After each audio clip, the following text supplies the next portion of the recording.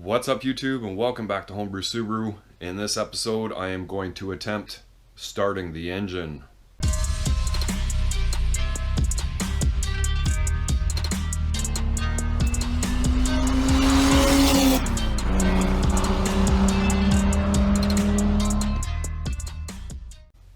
So what's up everyone? Today I'm going to try and button up what's left, or all the crucial stuff to get this thing to start, and try and turn the key. I really don't know if it's going to happen yet. Well, I'll turn the key and crank it, but whether it's going to start or not, that's a whole nother story. But I've got a small list of things I need to do. I've got to get the air inlet going to the turbo, think about mounting the catch can, get the rad into it, the hoses and fans. The throttle cable bracket still needs to be done, so I need to shorten it or lengthen it, or I need to shorten the bracket. The power steering reservoir needs to go in. I need to get a battery in it, some vacuum lines, and then do up some hosing to vent the valve covers to the catch can if I'm gonna get it in there. So it's not a lot of stuff to do, and I'm gonna pretty much do all of it off camera.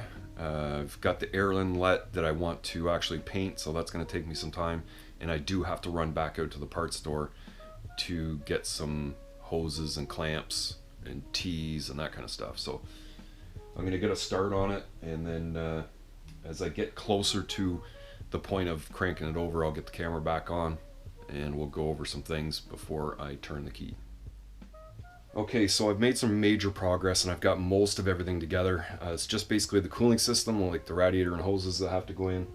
We're going to go over everything really quick, and there's a couple things I did prior to this video that I forgot to mention, so let's just get right into it. So earlier in the week I got the O2 sensor harness extended. It plugged into the front O2, but because that front O2 sensor's so much further ahead in a turbo car, that the harness needs to be extended, so I went back over the bell housing, basically extended it from this point back about 2 feet. I'm not too worried about the rear O2 signal because it's probably going to flag codes at some point anyway, but it's all plugged in. All the plumbing to the turbo was done, so I got the oil feed line, some new coolant line and clamps, and then the oil return I actually had the heat wrap because it basically lies on top of the up pipe. So it's really close. I'm gonna have to keep an eye on it, but with both pieces wrapped, it should be okay. So up top here, obviously I've got the top mount intercooler back installed. I'm planning on going front mount intercooler on this car, but I don't really want the parts right yet, so I'm kind of holding off at this point. But as long as this intercooler mounts, then a WRX kit should be pretty close. Like a front mount WRX kit should be very close in going in. I've got the air inlet all repainted and installed with all new clamps. The catch can I ended up getting on the shock tower here. I know it's probably too close, pulling air into the inlet like that, but I'll have to keep an eye on it and see what happens. The drain for it, it's got a really nice drain, just a petcock kind of drain or ball valve. And then the hose I'm going to probably put out closer to the front here, keep it away from the exhaust, but somewhere nice and easy that I can just put the pan underneath and drain it out if I have to. I've got the power steering reservoir back in. This is actually out of the other car, the RS, because the WRX reservoir had a crack on the back and was really loose. I got all those hoses hooked up with some stainless clamps on the back. The spring clamps that were at the back there were really weak, and the pipe was actually turning in the hose, so I put some clamps there. I've left this off here just because the rad being a little thicker, I'm not sure if I'm gonna have to trim this hose yet, so I've kind of left it like that for now. And over here I did get the throttle cable bracket shortened up and just a nice little weld going on top and bottom. Properly adjusted. The cable certainly droops a little bit long, but I maybe just zip tie it down like that or something. Should have clearance from the rad. I'll have to have a look. The vacuum lines, so I got one line that comes down here underneath over to the OEM fuel pressure regulator that I have relocated back here. The FMU and then the blow-off valve. The map sensor is located down here with all these little check valves to blow off excessive pressure so the map sensor doesn't see boost.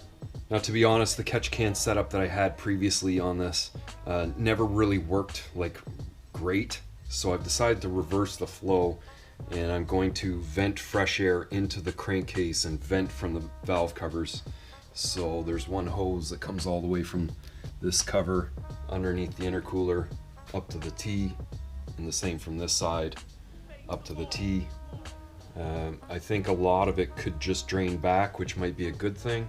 I got this little filter here. I don't know how well it's gonna do or how long it'll last, but that's the way it is for now. Over here, the air filter, I do have one coming as a replacement. This is the old one that I've had on the car for quite some time. So I mean, I can run it with it for now, but it is going to get replaced. So I've still got the battery to put in, not too big of a deal. There's the evap hose, which is being left off for now until I figure out this where I'm putting the solenoid and how it's going to be used. That's the wire to activate it, most likely. I noticed over here the brake booster hose is really close to this mounting point for the intercooler, so I'll probably take this bracket off and trim that up at some point. Lots of zip ties need to be put in place, but I'm kind of leaving things loose until I'm absolutely sure that I'm ready to zip everything up, because yeah. So where I'm headed next is I do have the high-speed fans to put in. I got some new silicone upper and lower rad hoses. I've already gone ahead and cleaned up the wiring. This wiring was in such bad shape, and because the fans are just a 2-wire connector, I've got these nice molded 2-way connectors with the ground side here and the power side insulated coming from the car, and I've got the connectors all done on the fans. This fan I'm likely going to have operated by a switch, because I'm pretty sure one high-speed fan's probably going to cool down when the ECU activates it, but I just figured, well, I'll put it on a switch and then I can activate it myself whenever I like. So time's actually running a little bit short for today, but I'm definitely going to get the rad in, get that all set up, the coolant into it so it can start gurgling, and then I might have to come out tomorrow morning to actually finish this video and see if this thing will actually start. Okay, so I came back out here last night. I've got the radiator all installed. I did have to go ahead and shorten the silicone hoses that I bought, just being a little bit thicker rad. The top hose needs to be shortened on both ends of it to make it fit properly. The lower hose is a little different story. Part on the neck coming off the water pump needs to be shortened quite considerable, but it does leave a little kink in the hose. I mean, it's not a real significant kink at all, and it's not going to cause a flow issue, but those hoses were ordered for a JDM WRX, basically because this is a GC style radiator with a GC style coolant crossover neck, all sitting in a GD car. So yeah. And how there's a fucking spider in there already. Like, I do have the one fan installed. I just decided, well, I'll put in the other one when I make sure that everything's good. So the battery's actually from my neighbor's Corolla. He thought he needed a battery, so he replaced it, and the problem didn't end up being the battery, so he asked me if I wanted it, and I determined, well, it'll probably fit perfectly in this car and I'll be able to use it for a little while anyway. So that's gone in. I've got it all hooked up. The 30 amp fuse for the engine's ECU is in, so I'm ready to jump power to that ECU and scan it for codes, and then I think I'm ready to crank it over. Okay everyone, I think this is the moment of truth. I've got plenty of oil in it. The coolant's topped right up. I probably have about 7 liters of coolant into it so far. I've got the power steering reservoir topped up, so it's going to need some more fluid right away because the pump's going to draw in probably what's in there. There's going to be some smoke or steam and that kind of mixture of stuff from the header, the paint on the header, and then whatever moisture's left in the heat wrap. And I'm going to have to get the door open. There's two There's two reasons why I think this may not run. For one, I've taken the crank signal and split it, sending it to two ECUs. May or may not be an issue. The other issue being the fuel pump might not run. So there's a fuel pump controller controlling the fuel pump. In these GD cars, it's not a relay that turns on the fuel pump, it's a fuel pump controller, and the factory ECU commands that controller to pulse with the fuel pump. So whether the crank signal is going to drive the WRX ECU telling the controller to turn the fuel pump on, we're about to find out. Now, with that even said, the fuel pump should be able to at least prime the system because it's designed to do that without running. So I should be able to get fuel through everywhere and at least crank it and get it to like pop and fire. It may even run for a little short bit, or it may just run. And if it does, we're good. So fingers crossed, let's go.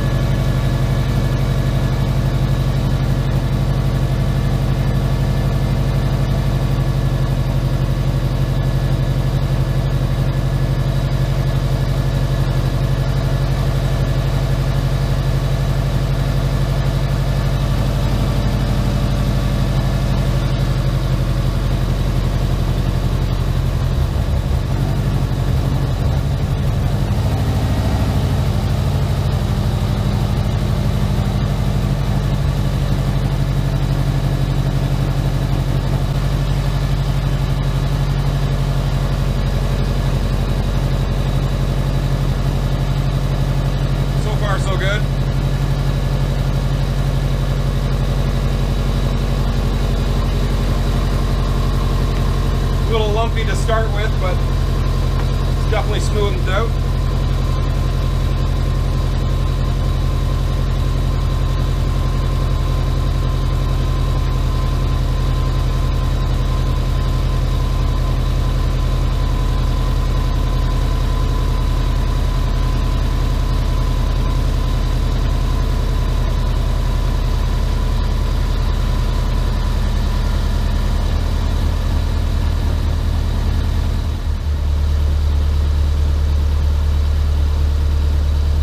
I'm not gonna lie, this looks really good right now. It's running nice, idle just dropped. I've got a good working tach. The check engine light's on. For whatever reason.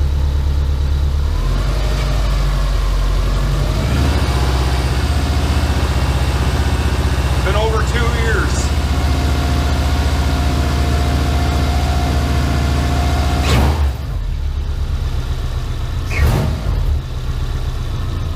Been over 2 years since this engine ran.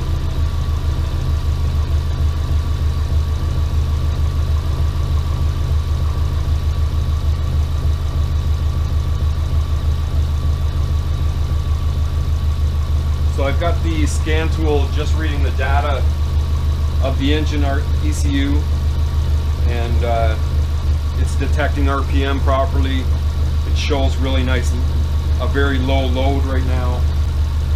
It's working pretty good.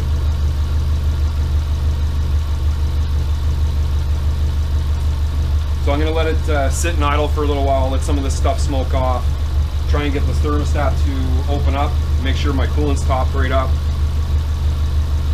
and then I think we'll call it a day.